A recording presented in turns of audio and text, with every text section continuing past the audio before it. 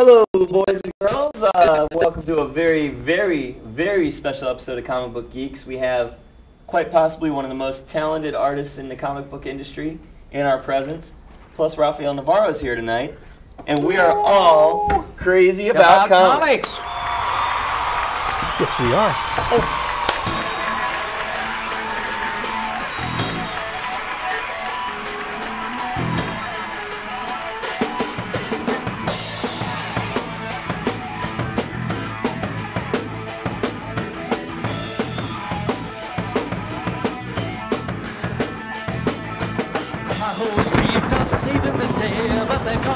Comic book geek. I never set limits on what man can achieve, so they call me a comic book geek. I love and beauty and what philosophers say, but I'm a comic book geek. Don't call me a loser, 'cause I'm a comic book geek. I'm a comic book geek. I'm a comic book geek. I'm a comic book geek. I want to live in a world of adventure. I want to have the seas of immortality. I want to move across the limits of imagine, past the limits of believe that we can be beyond the limits of human. That's why they call me a geek. Oh, well, a comic book geek. I love a comic book geek. Well, I'm a comic book geek.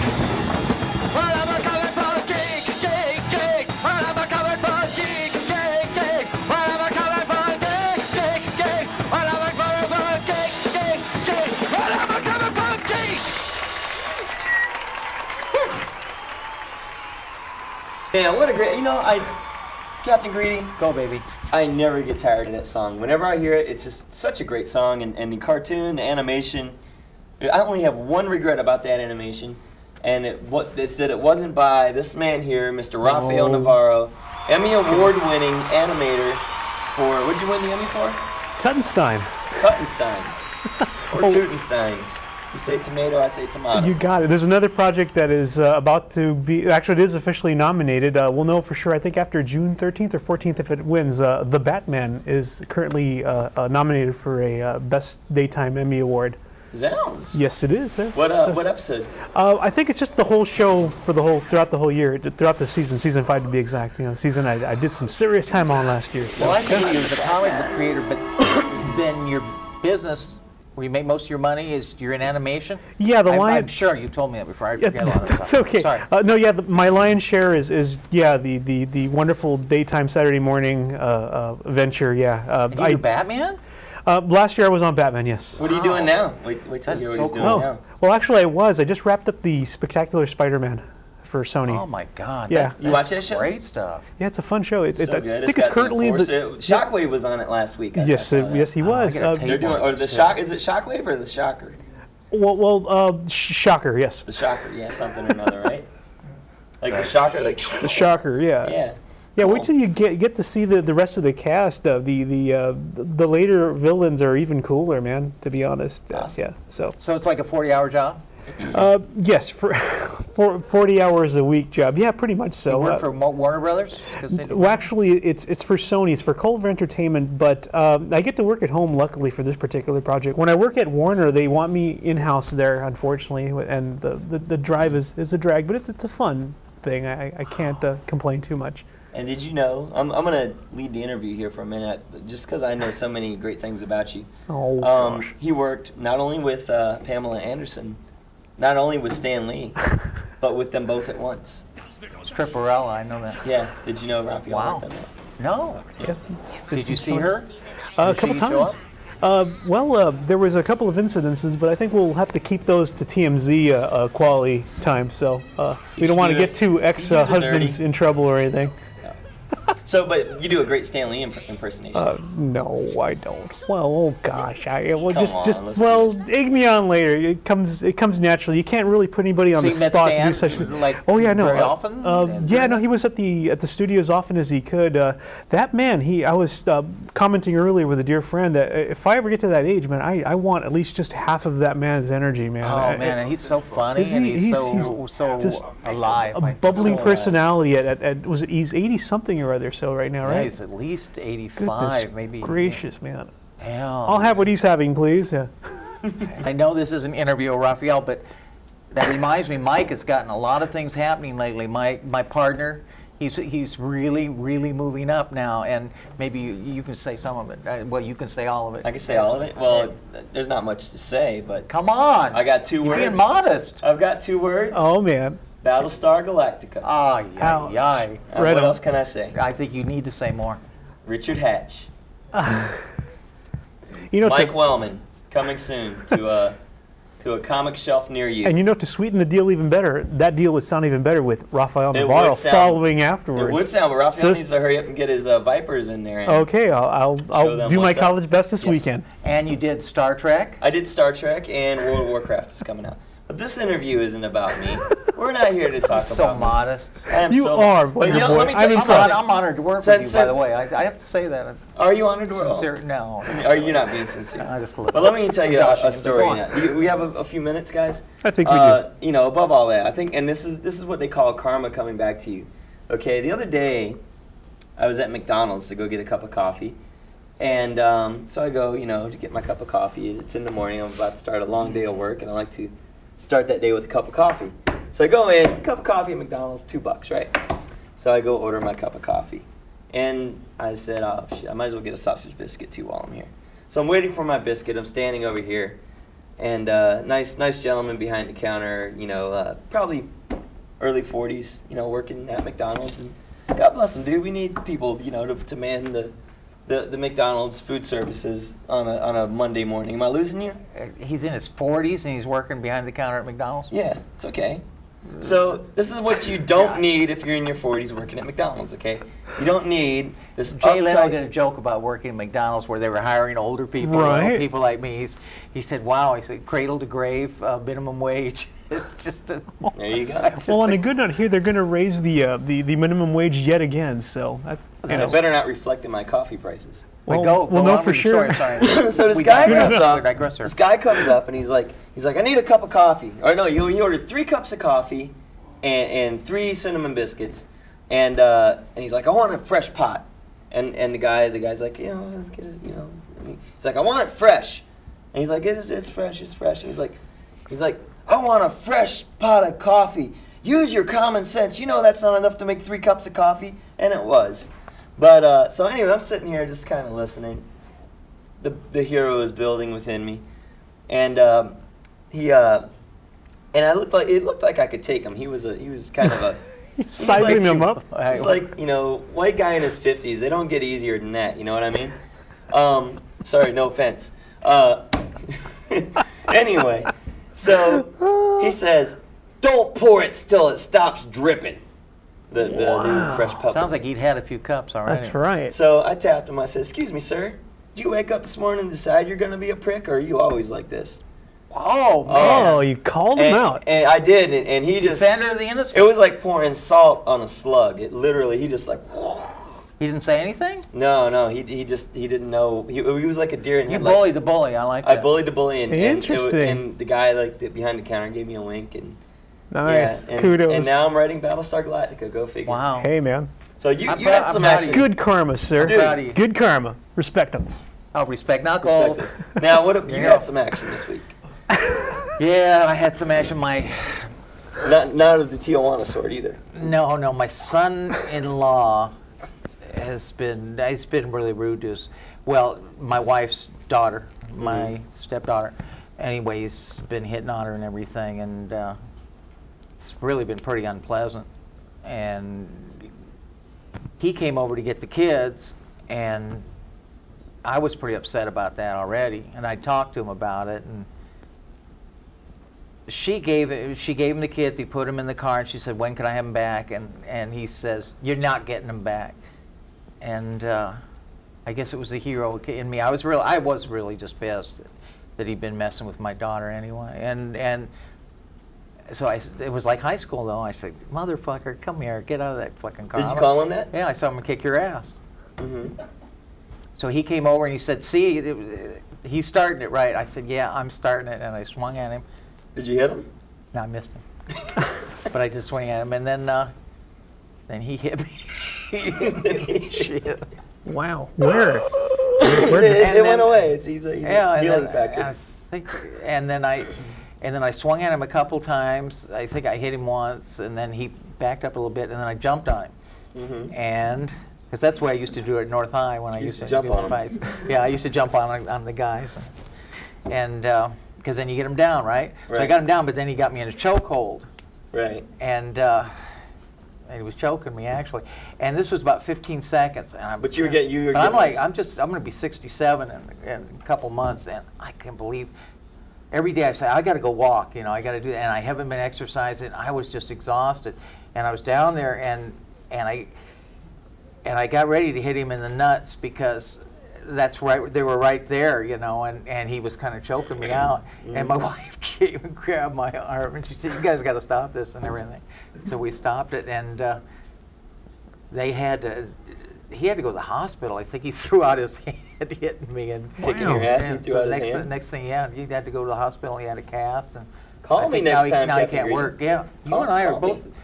When innocents are at stake or innocents are jeopardized, we come through, and that's real life superheroes. And Raphael does the same sort of thing. Now I want to just storyboard that whole fight sequence, man, with some crazy eclectic, you know, camera movements and everything. I'll tell you what, as Captain Greedy, of course. I could barely. This fight lasted 15 seseconds, and I couldn't even breathe when I.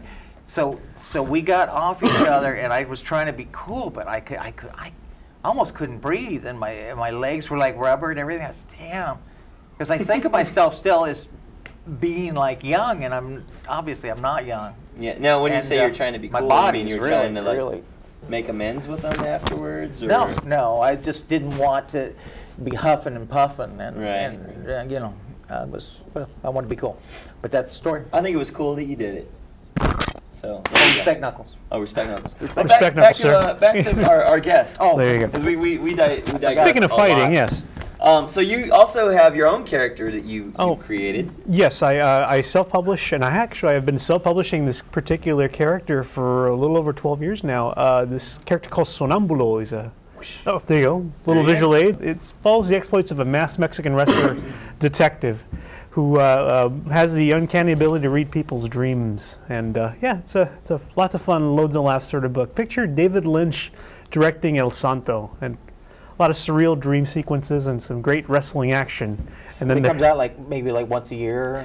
Whenever I could squeak it in at this point, Geoffrey. Apparently, the day job seems to be demanding more and more of my time every month, and you know, sometimes, you know, that little thing called sleep kind of does catch up to you. So I remember when I was down in Mexico and they had Santo El Hombre Enmascarado. Oh yeah. And I think it was a weekly, but it was on issue like 12,000 or something. Sure, yeah. It's an old Fumetti. It's an old black and white photograph comic. It's been publishing. Jose Cruz has been publishing those books since like 1949.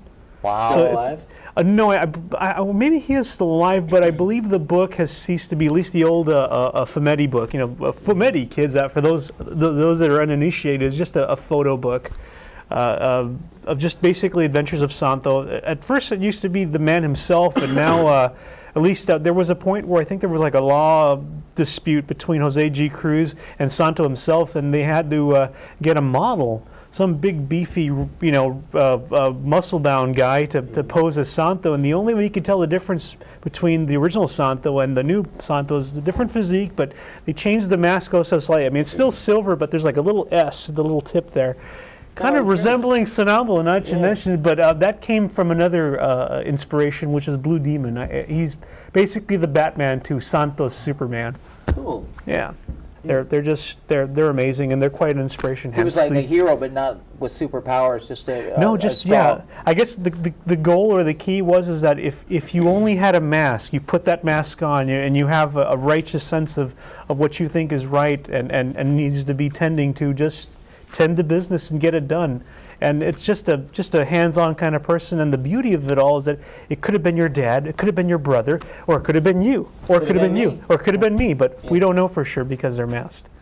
Oh, and just a moment, and we are going to go to commercial, and then we'll come back. For these words from McDonald's. Guys, we're going to move over this Stan, way. they got to get you out of here. Gotta get out of Can I get you to say one thing for the TV show? I'll say anything you want. Say, Comic Book Geeks will be right back. Comic Book Geeks will be right back. Thank you.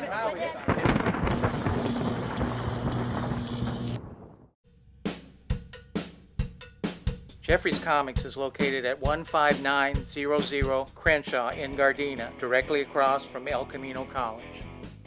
We have over 1,000 graphic novels, over 500 new comic titles. Our video section contains over 500 rare nostalgic DVDs, classic entertainment for all ages. Our kids comic section with a large toy selection. This is our statue section. Our older comics are all great investments. We have comic books as cheap as 4 for $1, going up over thousands of dollars. At Geoffrey's, the magic never stops. We live comics, we love comics, we are comics. That's why they call me a geek. Oh, well, a comic book geek. Well, I love a comic book. Yeah, why don't you say it? Oh, I'm sorry. I know it's hard to say with dentures, but I can do it. Ouch. Oh, Rare. I love you, baby. I know. That's why I make fun of you. Okay, Sonambulo. Oh, yes, there you go. There you go. So we're back, ladies and gentlemen, with Sonambulo creator Rafael Navarro. Sonambulo. Now, he has no superpowers? Absolutely none, other than the fact that he has this ability to read people's dreams. It's more like a clairvoyant power than it is actually Then he has to be with him in the bedroom. Well, there's only one way to find out, I guess, in that department. I'll ask him next time I see him. If I was here and you were somnambule, you wouldn't read my dreams because I wouldn't be dreaming, right? Well, actually, his power is like a clairvoyant thing. He picks up a vibe from you. He may just be around your presence. The thing about him is that he reads everything. He reads the good, the bad, the subconscious, even the things that you don't even know that you're actually aware of. And he becomes basically this subconscious sentinel. He knows all your secrets before you even know them. And actually, those little clues kind of come in handy later on when he's on the middle of a case or so. Okay. Excuse me. Well, the curse of knowing too much. Has it been an option for a movie? Because I think every comic book character except Captain Greedy is. It's a matter of time. I think it's a matter of time. And to answer your question, yes, it has been optioned as a film by Apuesta Pictures. It's helmed by Sergio Guerra, who's the producer of Y Tu Mamá También, and I believe he's doing this thing called Princesa right now, which is about to be brought to America, I think through Miramax. Has it gone in? Have they got directors, actors, or they just own it? Well, we have they own it right now, and they do have a list of people they want to try to go through again, and I guess we'll see. I mean, it's just a matter of time, and these things take forever to go into production. So I guess in time, and maybe next year we'll probably have a different conversation. Artist, at the very least, yeah. Very cool. So what else should we know? What are you doing nowadays? Okay, currently I just wrapped up on Spider-Man right now. I'm dedicating the next 2 weeks or so on a new brand spanking new Gumby comic book. Actually, it's a Pokey. It's a first limited series of Pokey. Actually, it's the Gumby Gang series. Pokey being the first of like 4 issues, and each of these books are going to feature the original Art Clokey characters. In their own little varied adventures, and I think Gumby does make an appearance here and there in each and every individual issue. How did you get Gumby or Clokey or what's the Pokey? Pokey. Well, how did you get that job? Well, I made friends with the editor-in-chief Mel Smith a couple of years back. I did some work for him for this charity comic book, feeding the World Hunger or something like that. It's a nice, good, decent cause, and he just remembered me from out of the blue, and he said, "Hey, Ralph, would you like to draw Gumby and Pokey?" I thought, well, that's a change. Well, sure. You actually had a sketch in your sketchbook that was Wolverine versus Pokey. Oh yeah, matter of fact, I think that was one of the main little ingredients, I guess, that what probably led to the gig, because in a drunken bed, I believe at the very same comic party that we were at about 2-3 years ago or so, somebody said, "I dare you to draw Pokey battling Wolverine." I said, "Well, yeah, I bet you I can," and I did, and it's done, and it was all humorous and everything. But I think that's Mel Smith, the editor, was present at the moment, and he saw it, and he laughed his head off, and then I guess he just put a little mental note behind that, and 3 years later, here I am. Nice. On the Gumby cause.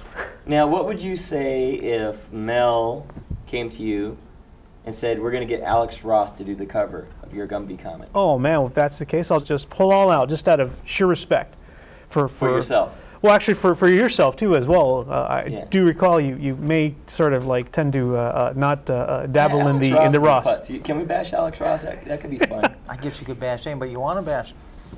It's like a free country, and this is late night cable, so.